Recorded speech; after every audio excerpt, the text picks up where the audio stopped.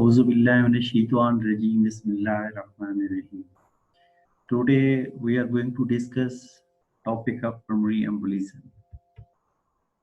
It is defined as a condition in which venous thromboid is lodged from their site of formation and embolized to the pulmonary arterial circulation.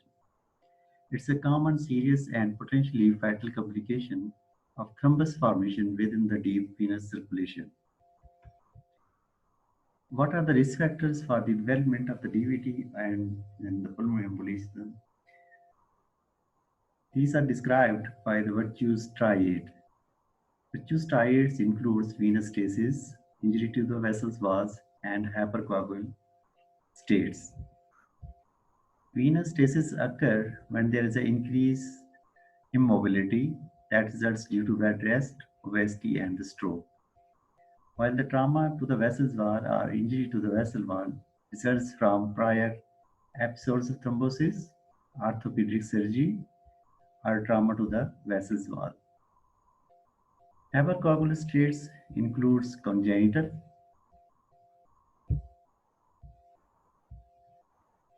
like factor V laden antithrombin III deficiency, protein deficiency, protein S deficiency, and familial dysfibrinogenemia. Acquired hypercoagulable states include antiphospholipid autoantibody syndromes, SLE, hyperinduced thrombocytopenia, paroxysmal nocturnal hemoglobinuria, hematological conditions like sickle cell disease, myeloproliferative disorders, polycythemia, essential thrombocytosis, cancers, nephrotic syndromes, inflammatory bowel disease, pregnancy, oral and oral contraceptive pills. Now, the pathophysiology of the pulmonary embolism. It is caused, as we have discussed, it is caused by the dislodgement of the venous thrombi that travels to the pulmonary arterial circulation.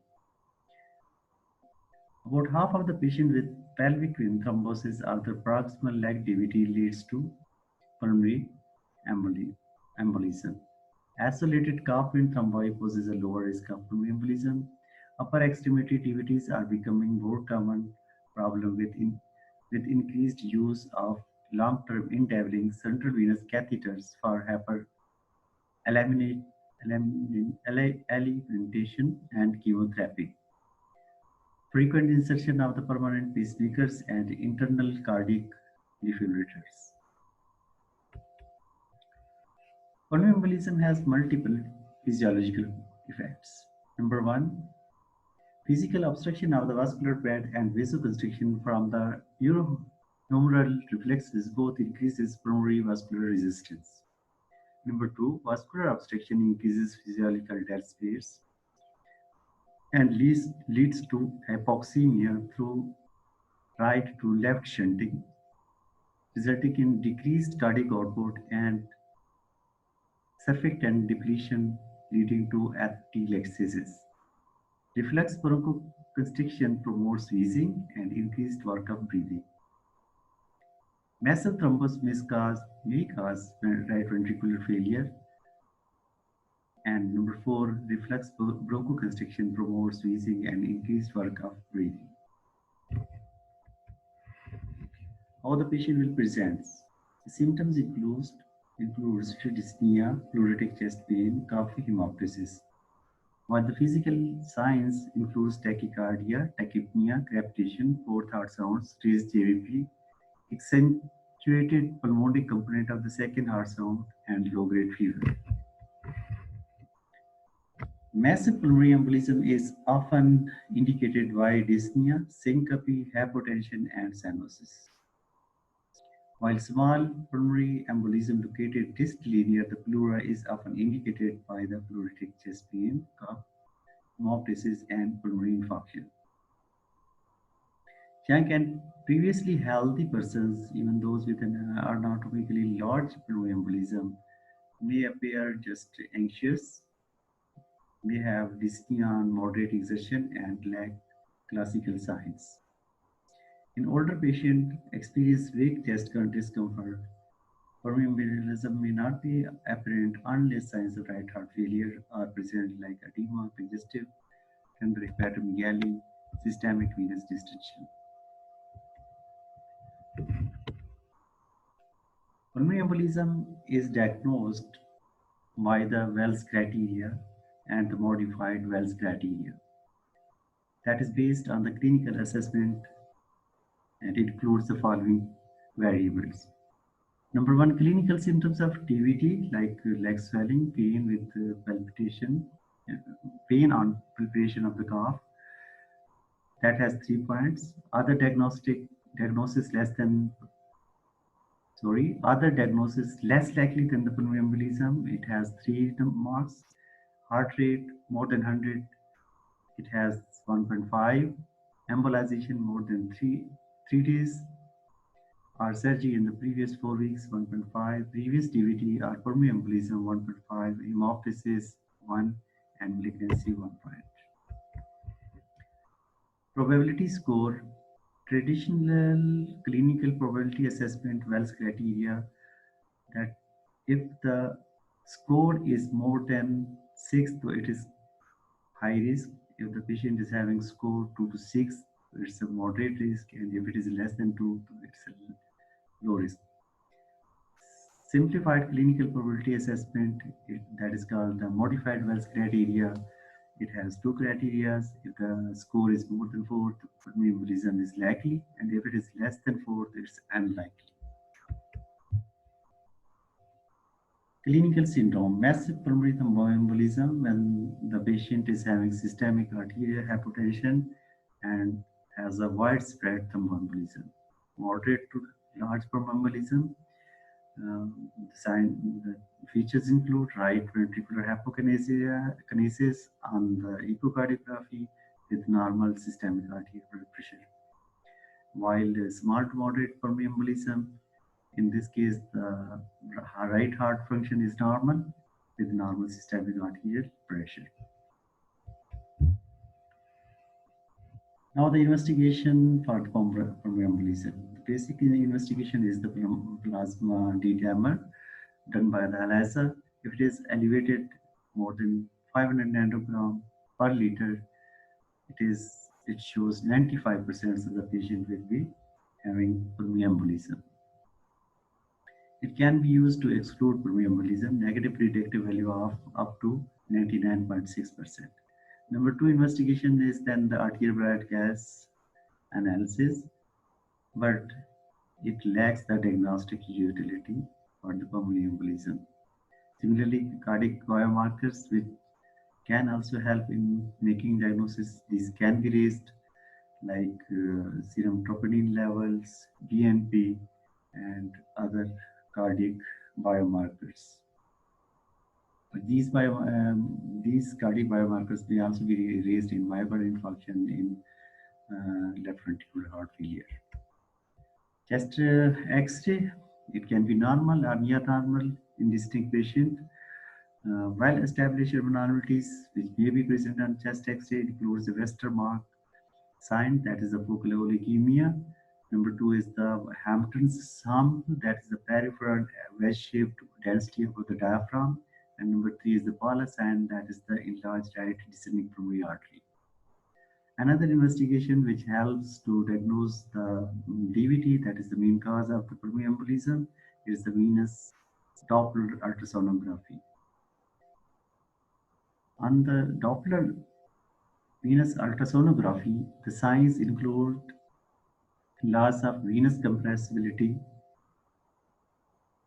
Half of the patients with pulmonary embolism had no imaging evidence of DVT, probably because the clot has already embolized to the lung or is in the pelvic vein.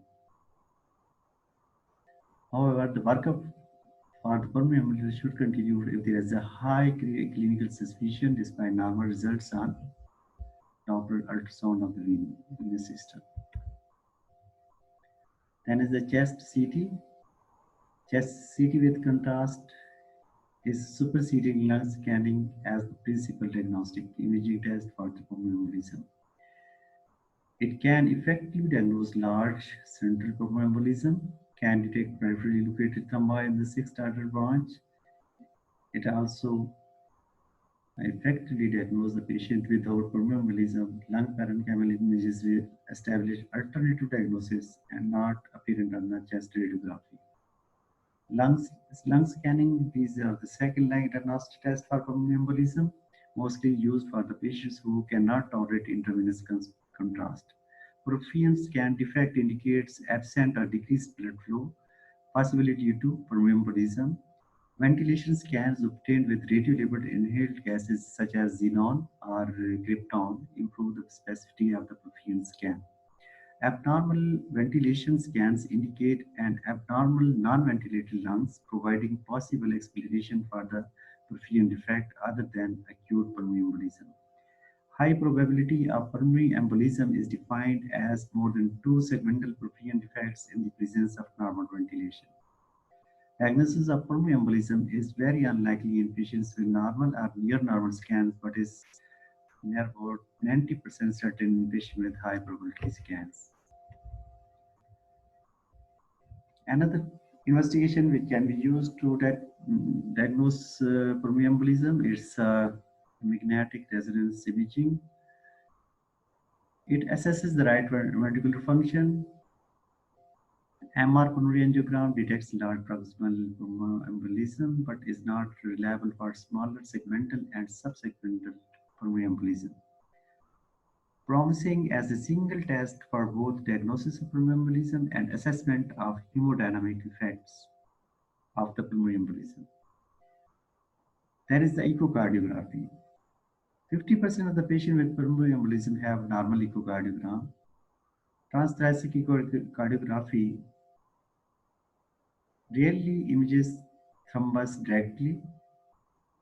McConnell signs is the signs best known is the sign where right ventricular free var hypokinesia with normal right ventricular apical motion appears to be specific for pulmonary embolism. It's the best known indirect sign of pulmonary embolism on transthoracic echocardiography. Transesophageal echocardiography, it should be considered when the CT scan facility are not available or when the patient has a renal failure or severe contrast allergy that precludes the administration of the contrast despite pre-medication with high-dose corticosteroids. It can directly visualize large proximal embolism. Detection of the right ventricular dysfunction due to pulmonary embolism helps to stratify risk, delineate prognosis, and plan optimal management.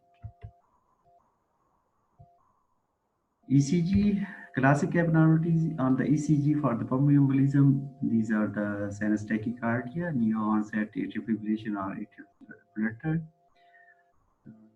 deep S wave in lead 1, Q wave, prominent Q wave in lead 3, and inverted T wave in lead 3. Then QRS axis is often more than 90 degree, and T wave region in leads V1 to V4 reflects right ventricular strain.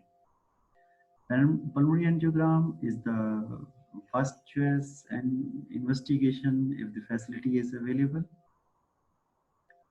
It's the most specific examination available for the definitely diagnosing pulmonary embolism. It detects the emboli as small as 1 to 2 millimeter. Definite diagnosis of pulmonary embolism depends on visualization of the intralunar filling defects in more than one projection. And secondary signs of pulmonary embolism includes abrupt occlusion of the vessels, segmental oligemia or avascularity, prolonged arterial phase with slow filling, tortuous tapering peripheral vessels. Chest CT with contrast has virtually replaced invasive pulmonary angiogram as a diagnostic test. Invasive catheter-based diagnostic testing is reserved for patients with technically unsatisfactory chest CT scans. Patients in whom an interventional procedure such as catheter-directed thrombolysis or embolectomy is planned, pulmonary angiography is needed. Now the contrast phlebography, it is replaced nowadays by the venous Doppler sonography, and it's a costly, uncomfortable, and occasionally results in contrast allergy or contrast-induced phlebitis.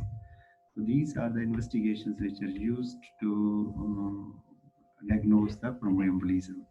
Now, how to manage the patient with pulmonary embolism. Initial managements include subcutaneous low molecular weight heparins, or intravenous unfractionated heparins, or subcutaneous fondaparinux for at least 5 days and until the international normalization ratio INR is more than equal or more than 2 for at least 24 hours. Low molecular weight heparins preferred in non-massive pulmonary embolism, while unfractionated heparins are preferred for the massive pulmonary embolism, concern for adequate subcutaneous absorption, and thrombolytic therapy being considered are planned. Initially, oral anticoagulant on the first treatment day along with heparin or fondaparinux. Fibrinolytics not recommended for most of the patient, and these are recommended for those patients who have hemodynamically unstable, means that they have a hypotension, unless major contraindication is present due to bleeding risk. Selected high-risk patients who are not hypotensive and have a low risk for bleeding. Another option for the recurrent pulmonary embolism is the IVC filter replacement. It is recommended if the anticoagulation is contraindicated due to the bleeding risk, and these patients should subsequently receive a conventional course of anticoagulation if their bleeding risk resolves. Embolectomy recommended in selected patients who have failed routine therapy if appropriate exercise expertise is available. Duration of the anticoagulation. Transient reversible risk factor for 3 months. Unprovoked pulmonary embolism at least 3 months. Then evaluate risk and benefits of long-term therapy. Long-term therapy recommended if first unprovoked PTE is pulmonary embolism, and for second unprovoked VTE if no risk factor for bleeding are present. VTE means venous thrombus embolization. Target INR is 2.5, range is 2 to 3 for all the treatment durations. Same initial and long-term anticoagulation treatment is recommended for patients who are unexpectedly found to have an asymptomatic pulmonary embolism. Thank you very much.